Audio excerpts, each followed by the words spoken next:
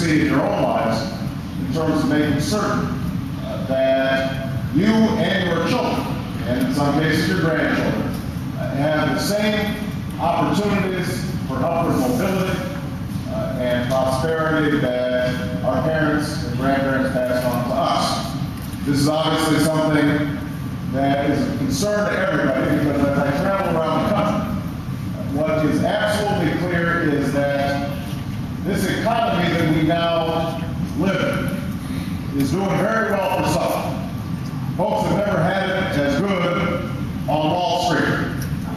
Corporate profits are up. CEO pay has gone up exponentially.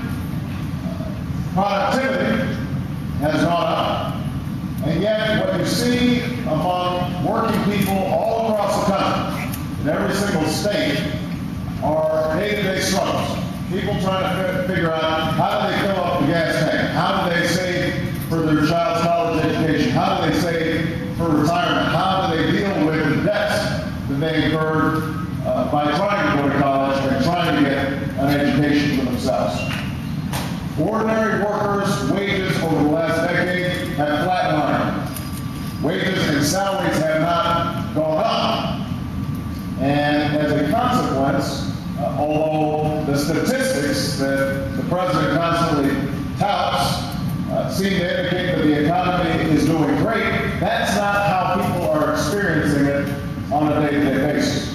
People are experiencing anxiety not only because they haven't seen increases in wages and salaries, but also because the cost of everything else have gone up. People know that their health care costs have gone up. Even if you have health insurance, what's happening? You see your premiums and your deductibles and the cost of prescription drugs go up each and every year. You know that college tuition has gone up, and I have to congratulate DMAC for the fact that they've got the lowest tuition rates of any university or college here in the state of Iowa, but it's still expensive. And the fact is that for many young people, it has gone up double digits to the point where it's almost impossible for them to go to college. 200,000 students in the last time that we had hard statistics decided not to go to college just because they couldn't afford it. And that's, of course, before you go to the gas station and try to fill up a tank of gas. And so with costs going up and wages and salaries flatline, with people losing their health care when they lose a job and when they lose their pension when they lose a job, people are feeling much more insecure. Now, this process has been going on for some time. You know, some of you know that I now live in Chicago, but I did not originally live in Chicago. I moved to Chicago back in the early to mid-'80s because I was interested in working at the grassroots level, and in Chicago, steel manufacturing had been a major industry. And the steel plants down in the southeast side of Chicago had closed down in the span of a few short years. Tens of thousands of people had been laid off. And people, when they lost their jobs, were also losing their homes. They were also losing their health care. And so I worked with a group of churches for 3.5 years trying to set up job training programs for the unemployed and to bring city services and infrastructure to the community to redevelop. And it was a struggle. And people were fearful. And many of those folks made transitions into other industries, but what we've been seeing over the last several years is that as globalization has moved forward, what started with steel and manufacturing has now continued into other areas. So people were told, well, you've got to retrain for high-tech jobs. And then it turned out that some of those high-tech jobs were being outsourced. Folks were told, you know, you need to train for service jobs. And then it turns out that call centers were moving overseas. And even things that people thought were jobs that had to be performed here in the United States, like accounting jobs or radiology technician jobs, were suddenly being shipped overseas. And so the challenge that we have as a nation is to figure out how are we going to continually provide the support that is needed so that globalization is not just working for multinational companies companies. It's not just working for Wall Street, but it's also working for ordinary people here in Iowa and all across the country. That is the major challenge that we face in this country.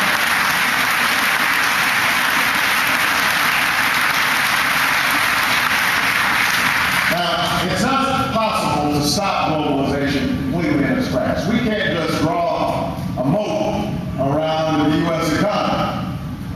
There is going to be international trade, and some of these jobs are not going to be coming back. But what we can do is ensure that the playing field is level. As President Benson said, nobody works harder than workers here in Iowa. Nobody works harder than the American worker if the playing field is level and if the American worker is given the tools that he or she needs in order to succeed. And part of that means that we've got to have a government that is on the side of working people, and not a government that is simply servicing the interests of special interests and lobbyists and the wealthy. If we have a government that is working on behalf of working people, then we can create good jobs here in the United States.